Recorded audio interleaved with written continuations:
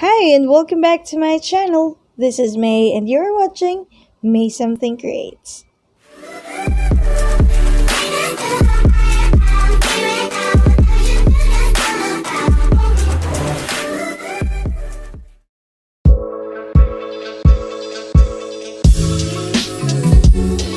Hi there YouTube friends, we're on another video and for today I'm gonna show you this new sketchbook of mine. This was from Halfpan PH and just a disclaimer, this is not a sponsored video. I was the one who bought this and I just want to share you guys this cool and awesome sketchbook that I have.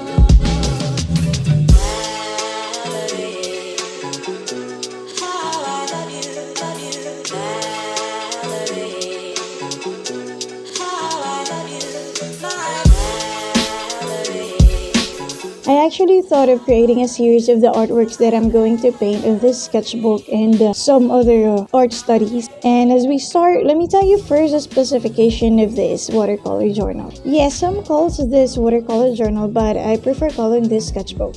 Halfpan PH caters for different sizes of this sketchbook, and the one I have here is the regular Arches journal, which is 8.5 inches by 5.5 inches, and this is for 1,198 pesos.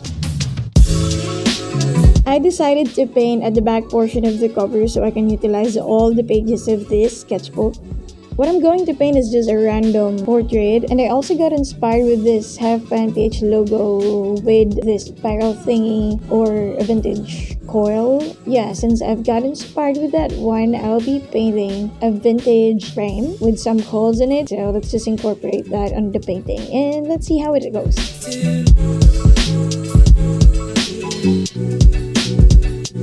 And as we start, let me tell you first the specification of this watercolor journal. This is made with Arches 300 GSM paper. It's 100% cotton, and as I mentioned earlier, it's 8.5 inches by 5.5 inches, and it has 15 sheets.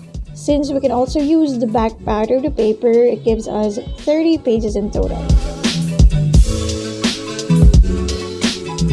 I've been hearing and reading that Arches papers are one of the best papers that you'll ever have in the watercolor world.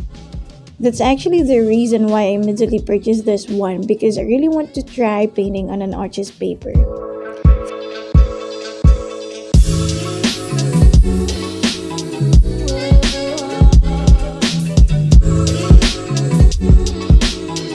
I'm using the complexion palette from Watercolor Confections by Prima Marketing. So as you can see here, I'm starting to color the frame and I'm using this raw sienna color from the complexion palette as the base.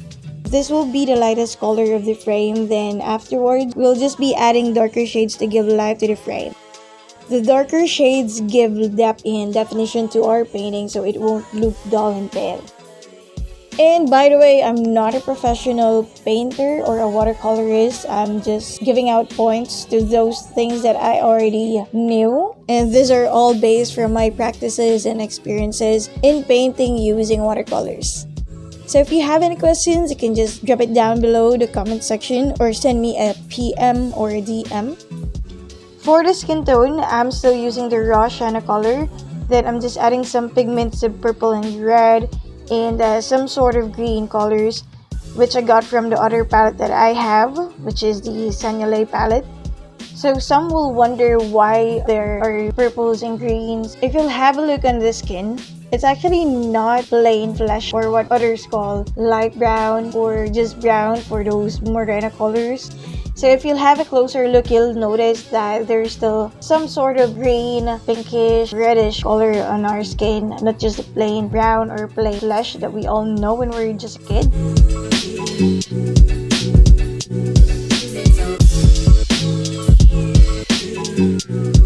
So once the color dries up, it becomes lighter. That's why, as you can see here, I keep on adding paints to achieve the look that I want. So if you're a beginner or if you just want to start exploring watercolors, what I highly advise is to just enjoy what you're doing. First try should never be perfect. If we got it correctly the first time, we won't learn. I still believe that experience is the best teacher and we should do it like slowly but surely.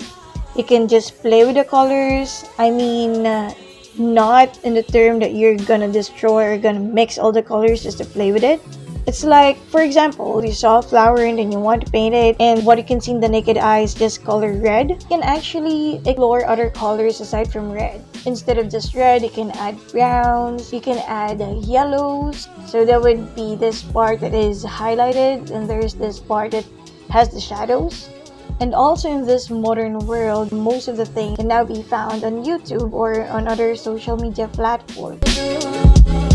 When I was just starting to paint using watercolors, I just keep on watching YouTube videos. I even downloaded on my phone. So once I get the spare time, it's time I can paint. At first, I'm just copying what's on the video or what's on the tutorial. Then right after that, I will try another painting of the same subject, but without any guides, or without any videos in front of me. It's like I'm doing the same painting, but on the version of mine.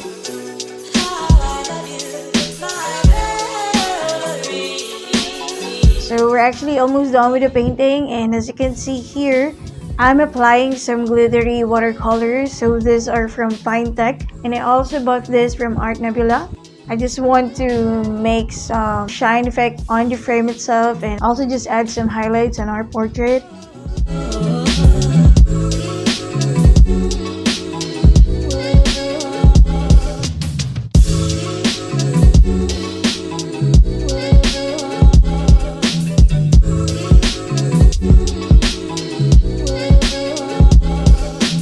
If you're starting with only just a few cheap watercolor brushes or any student grade watercolor materials, that's just fine.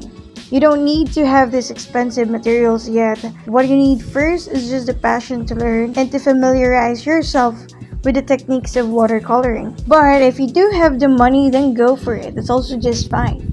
Think of it as a process.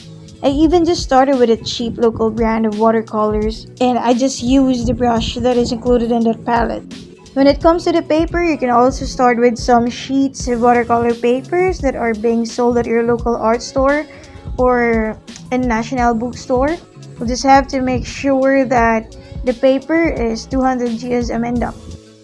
So those are just some pieces of my advice, and I hope you have learned something from it. If you have any questions, as always, you can just drop it down below in the comment section, and I'm more than happy to answer those questions.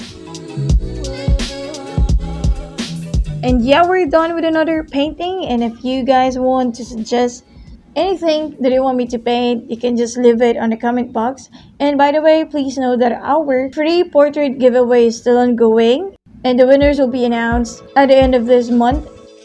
I will also be putting the link of this giveaway video on the description box, so if you're interested, you can just check on it. And that's all for today's video. We'll be back with another one, and please stay tuned to my channel. So yeah, thank you so much for watching. Please don't forget to subscribe, like and share, and hit that notification bell if you want to be in the loop. May you all have a good day. Bye!